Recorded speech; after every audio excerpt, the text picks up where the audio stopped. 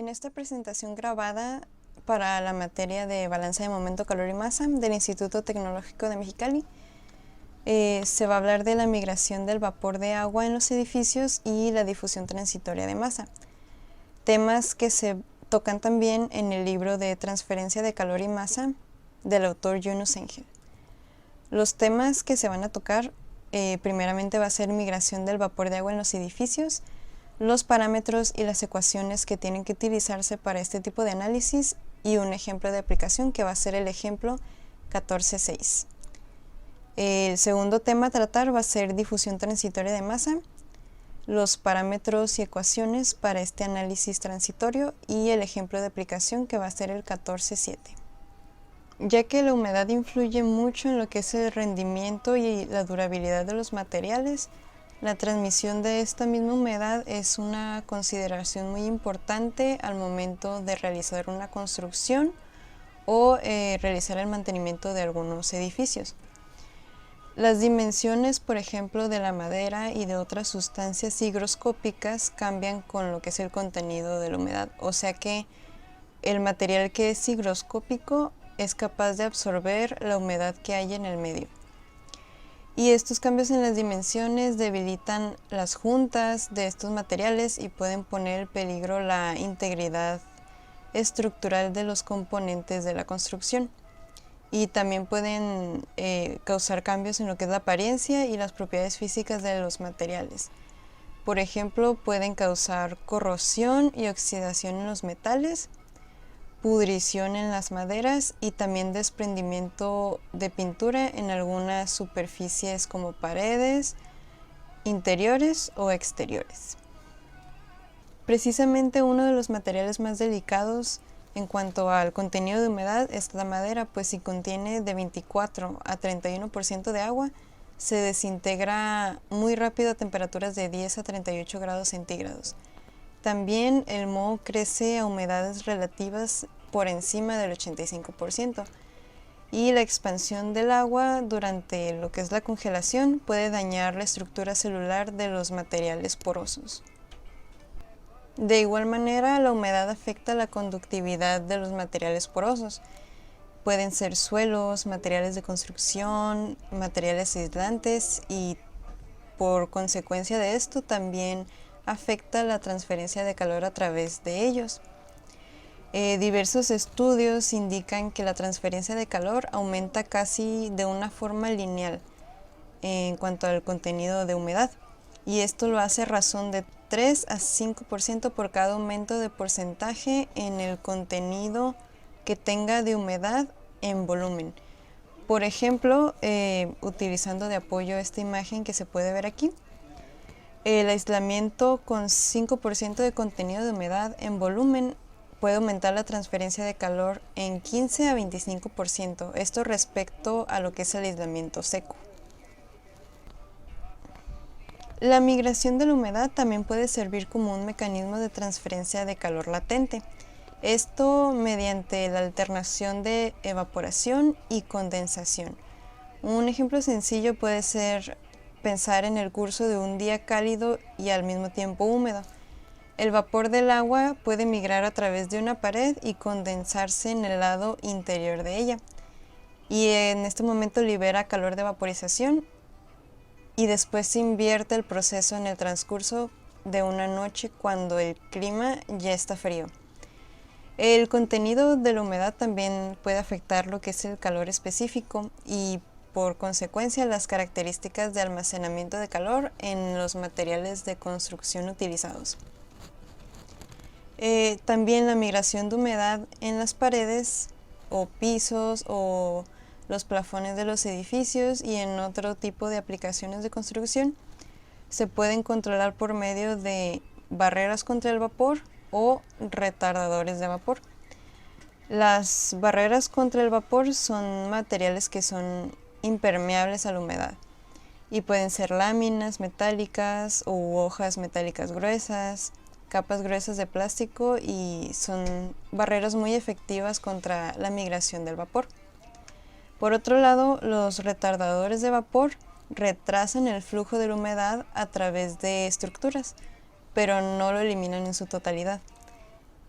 A veces consisten en una hoja o un recubrimiento delgado, y las formas más comunes son plásticos o metales reforzados, hojas delgadas, películas de plástico, papeles tratados con alguna sustancia, o también recubrimientos de pintura asfáltica o polimérica. El uso de los retardadores de vapor se puede ver en construcciones de paredes donde es prácticamente imposible evitar la migración de vapor, y se usan en vez de barreras, esto para que el vapor se filtre para salir, en lugar de quedar atrapado en el interior de la estructura. También el aislamiento sobre líneas de agua fría, o sea, líneas de agua, y otro tipo de superficies impermeables que la mayoría del tiempo se mantienen frías, tiene que ser una envoltura de una barrera contra el vapor, o ser directamente aislados con un material impermeable. Ahora pasando a los parámetros y las ecuaciones que pueden utilizarse en este tipo de análisis, se puede pensar en el aire atmosférico como una mezcla de aire seco y vapor de agua, por lo que la presión atmosférica va a ser la suma de estas presiones, la presión del aire seco y la presión del vapor de agua, y esto se le conoce como presión de vapor. Ahora, el aire solamente puede tener cierta cantidad de humedad a cierta temperatura, y esta cantidad de humedad se le conoce como humedad relativa. La humedad relativa va desde 0, que es para el aire seco, hasta un 100%, que es para el aire saturado. O sea que el aire saturado es aire que no puede contener más humedad, y la presión parcial de este vapor de agua en el aire saturado se llama presión de saturación. La cantidad de humedad que está en el aire se puede especificar por la temperatura y la humedad relativa, y la presión de vapor se relaciona con la humedad relativa con este producto, que es la humedad relativa multiplicando la presión de saturación, donde la presión de saturación va a ser la presión de saturación del agua a la temperatura que se especifique en cualquier caso. Habiendo definido la ecuación anterior, se puede obtener el gasto de masa de la humedad a través de una capa de espesor de valor L y área normal de valor A, y se puede expresar como la ecuación que se muestra en la pantalla, donde la P cursiva muestra la permeabilidad para el vapor del material, y normalmente se expresa en una base másica con unidades de nanogramos sobre segundo por metro por pascales. Este vapor migra o se difunde desde la región con presión de vapor más alta hacia la región que tiene presión de vapor más baja. Otro parámetro importante es la permeancia, que es la permeabilidad y se expresa para un espesor dado en lugar de por unidad de espesor como se suele hacer para otros análisis. Esta es la razón de la permeabilidad del material a su espesor, o sea que la permeancia es la permeabilidad entre el espesor del material, y se indica con la ecuación que estamos viendo del lado izquierdo de la pantalla. También el recíproco de la permeancia es la resistencia al vapor. Va a ser 1 sobre la permeancia y se expresa como la ecuación que estamos viendo del lado derecho de la pantalla. La resistencia al vapor nos representa la resistencia que tiene un material a la transmisión del vapor de agua. Ahora, para lo que es la resistencia total del vapor, la cantidad de humedad que entra o sale de un edificio, ya sea por difusión, suele ser despreciable. Esto en comparación con la cantidad que entra con el aire que se infiltra o que sale con el aire y se exfiltra. El interés que se tiene en la difusión de la humedad es el impacto sobre el rendimiento y la longevidad de los materiales de construcción. Y sabiendo esto, se puede decir que la resistencia total al vapor en una estructura que está compuesta de varias capas en serie va a ser la suma de las resistencias de estas capas por separado y se expresa como la sumatoria que estamos viendo en la pantalla. Y por lo tanto, la razón de transmisión de vapor a través de esta estructura compuesta se determina como una forma análoga a la transferencia de calor y se indica como la ecuación de flujo de masa de vapor que se ve en la pantalla. Ya explicado el tema, vamos a revisar el ejercicio 14.6 de nuestro libro de transferencia de calor y masa. Y dice: considere una pared de armazón de madera que está construida en torno de montantes de madera de 38 milímetros por 90 milímetros. La cavidad con un ancho de 90 milímetros entre los montantes está llena con aislante de fibra de vidrio. El interior está acabado con un tablero de yeso de 13 milímetros y el exterior con un tablero de fibra de madera de 13 milímetros y también tablas achaflanadas traslapadas de madera de 13 milímetros por 200 milímetros. Si se usan los datos del fabricante, se determina que las resistencias térmicas y al vapor de los diversos componentes por unidad de área de pared son las siguientes, y es la tabla de información que se nos muestra. Las condiciones en el interior son 20 grados centígrados y humedad relativa de 60%, mientras que las del exterior son de menos 16 grados centígrados y humedad relativa de 70%. Determine si en aislamiento se tendrá condensación o congelamiento de la humedad. Es decir, que se nos están dando las resistencias térmicas y también las resistencias al vapor de las capas de esta pared. Tenemos que investigar, determinar si la posibilidad de condensación existe o la de congelamiento existe. En la figura que se nos proporciona se muestra el dibujo de esta pared y los diferentes elementos que se usaron en la construcción de la misma. Se puede suponer para este problema que existen condiciones estacionarias, o sea que no cambian con respecto al tiempo. También se puede suponer que la transferencia de calor a través de la pared va a ser unidimensional y las resistencias térmicas y al vapor de las diferentes capas de la pared son constantes. También en base a tablas termodinámicas podemos tener el dato de que la presión de saturación a 20 grados centígrados van a ser 2.339 pascales y la presión de saturación a menos 16 grados centígrados son 151 pascales. Ahora, para la solución, primero tenemos que considerar que si ocurre una condensación, va a ocurrir en la parte más fría del aislamiento, o sea, la que está más próxima a lo que es el forro exterior.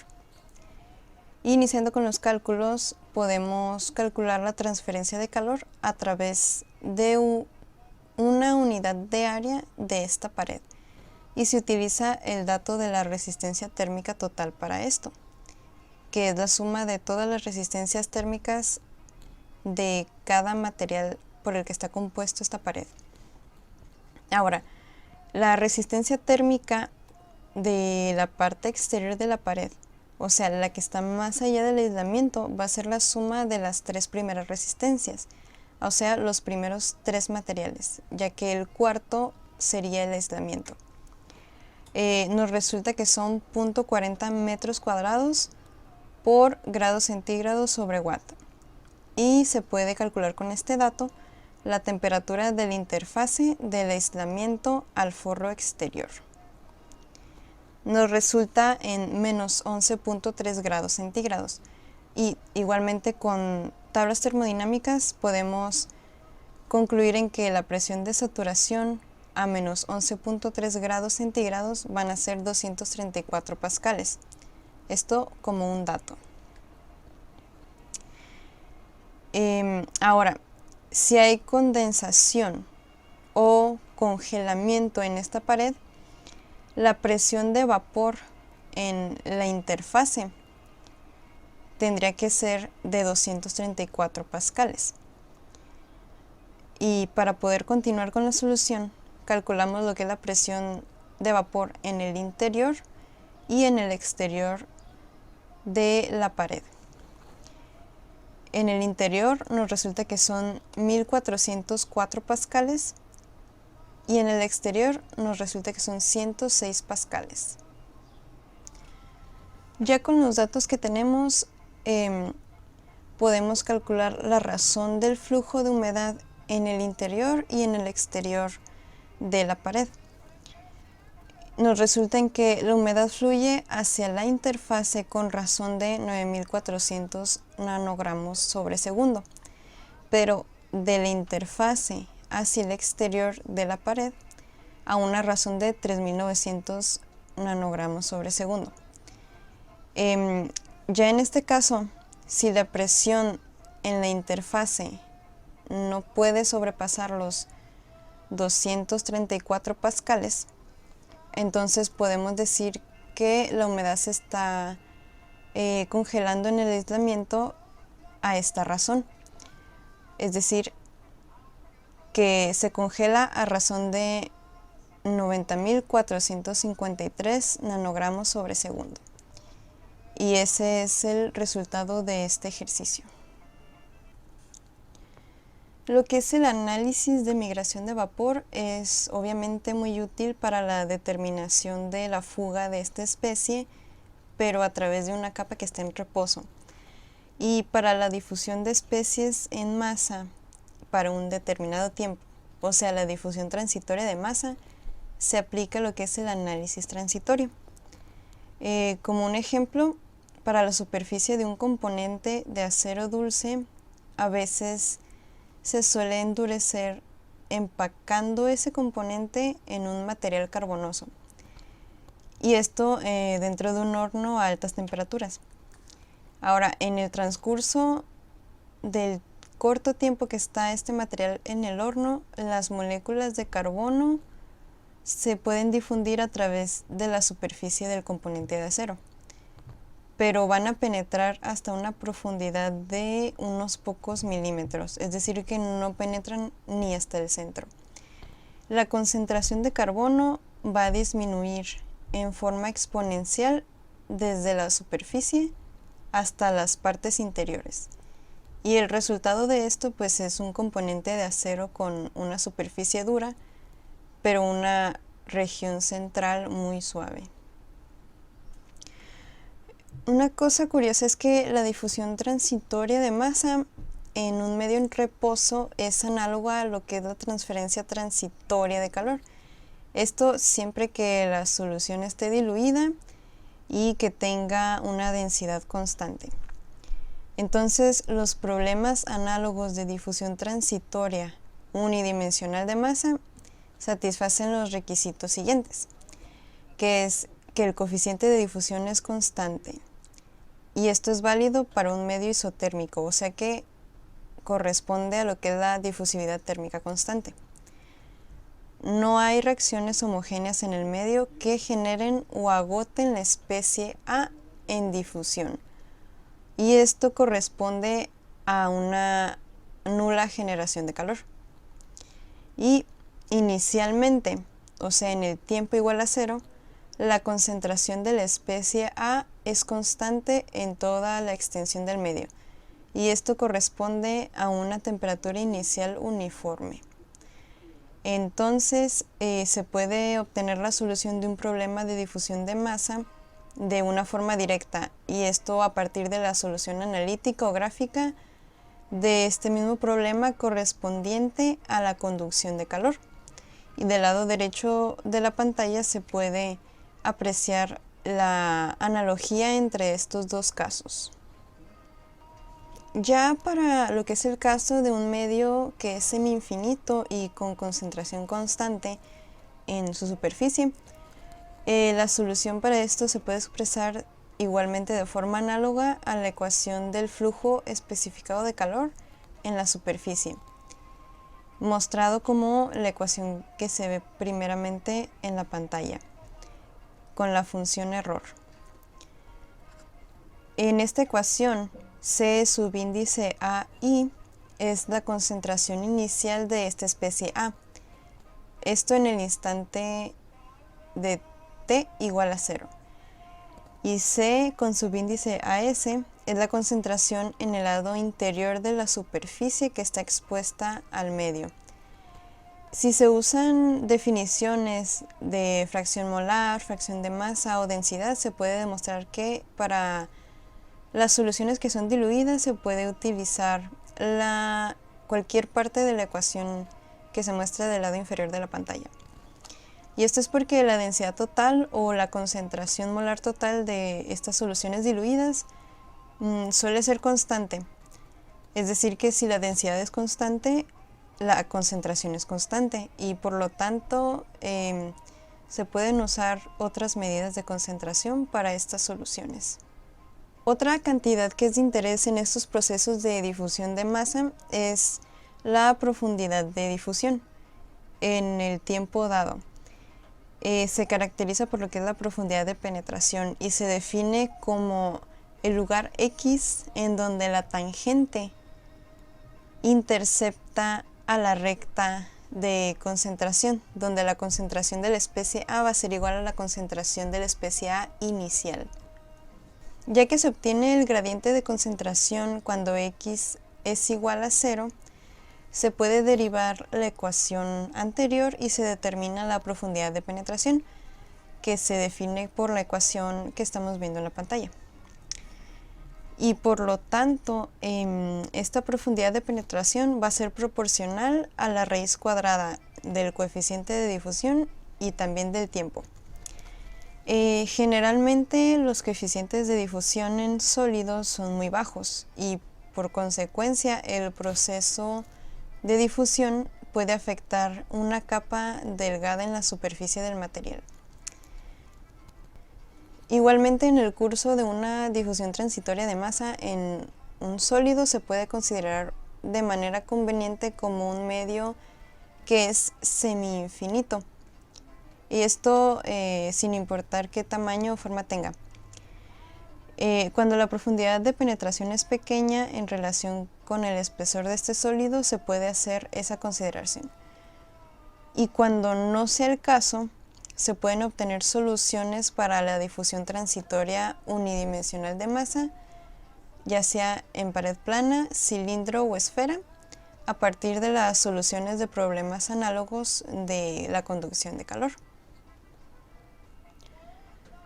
Ya habiendo explicado el tema, vamos a revisar el ejercicio 14.7 de nuestro libro de transferencia de calor y masa, que dice lo siguiente.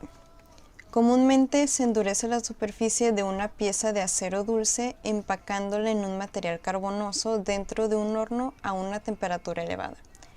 Esto durante un tiempo predeterminado.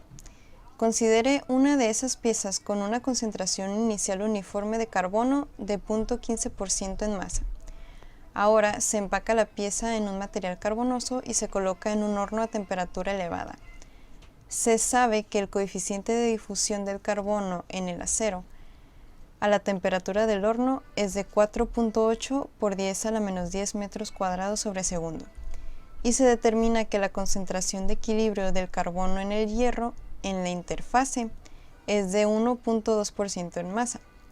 Determine cuánto tiempo debe mantenerse la pieza en el horno para que la concentración de masa del carbono a 0.5 milímetros por debajo de la superficie alcance el 1%. Es decir, que se endurece la superficie de esta pieza de acero y tenemos que determinar el tiempo que la pieza tiene que mantenerse en el horno. Del lado izquierdo de la pantalla se tiene el diagrama proporcionado para la resolución de este problema. Y la suposición que se tiene es que el carbono penetra hacia una capa muy delgada por debajo de la superficie de esta pieza. Y por lo tanto, esta pieza va a poder moldearse como un medio semi-infinito. Esto sin que importe la forma o el espesor del material. Este ejercicio puede resolverse con la analogía a la conducción de calor transitoria de forma unidimensional, porque se nos da una temperatura superficial y además se maneja en un medio que es semi-infinito. Para sustituir en la ecuación se utiliza la fracción masa, ya que es la que se usa en el enunciado del ejercicio. Sustituyendo en la función error complementaria nos resulta en .81. Buscando e interpolando en las tablas necesarias, se encuentra que el argumento para que la función de .81 es .17, entonces puede escribirse de esta manera. Para obtener el resultado del problema, simplemente de la ecuación anterior, se despeja el tiempo. Se sustituyen los valores necesarios para resolverlo y se obtiene que la pieza de acero se tiene que mantener en el horno durante 4.505 segundos, que serían 1 hora con 15 minutos. Es el tiempo que tiene que mantenerse la pieza de acero en el horno para obtener las condiciones que se dan en el problema. Y a continuación se mostrarán las fuentes de información para esta presentación. De igual manera, las fuentes de cada imagen mostrada que no hayan sido obtenidas del libro de transferencia de calor y masa, y se da por terminada esta presentación. Gracias.